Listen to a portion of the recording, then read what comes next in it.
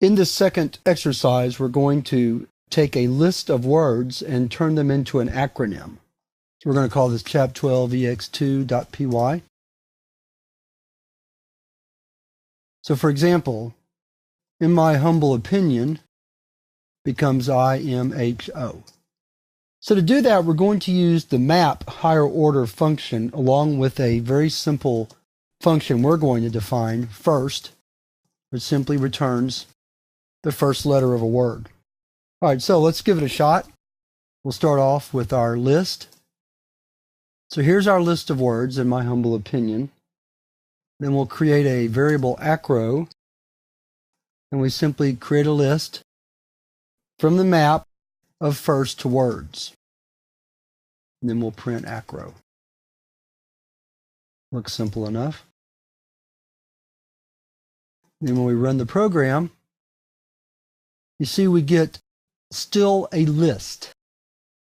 So what we really need to do is we need to get this list into string format. And it turns out that there is a very nice Python function for doing that called join. We can take the join function. First thing, we're going to create a variable again, acro. Then we're going to say acro is equal to acro.join. We have to have an existing string. So that's why I set acro equal to empty string. Then I said acro is equal to acro join. Then we call list map first words again. And then we can say print acro. We'll save it and run it. And that gets us very close. But most acronyms are all capital letters. So we need to get it to capital letters. To do that, all we have to do is use the string function upper at the end of the string that we create right here. So let's save the program.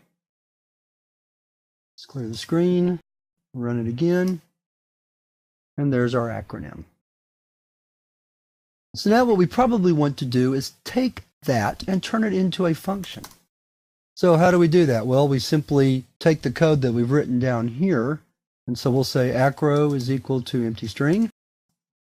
Acro is equal to acro join list map first words upper, and then return acro.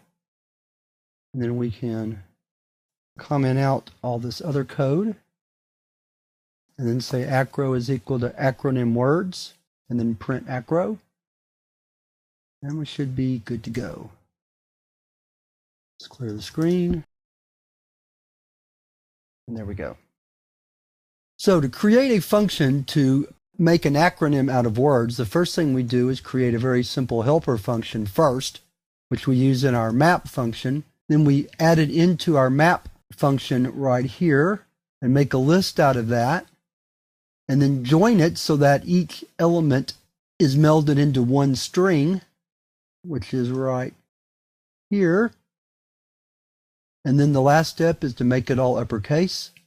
So we'll highlight it like so, then return the resulting string. So that wraps up this exercise, and that wraps up this chapter on advanced uses of functions.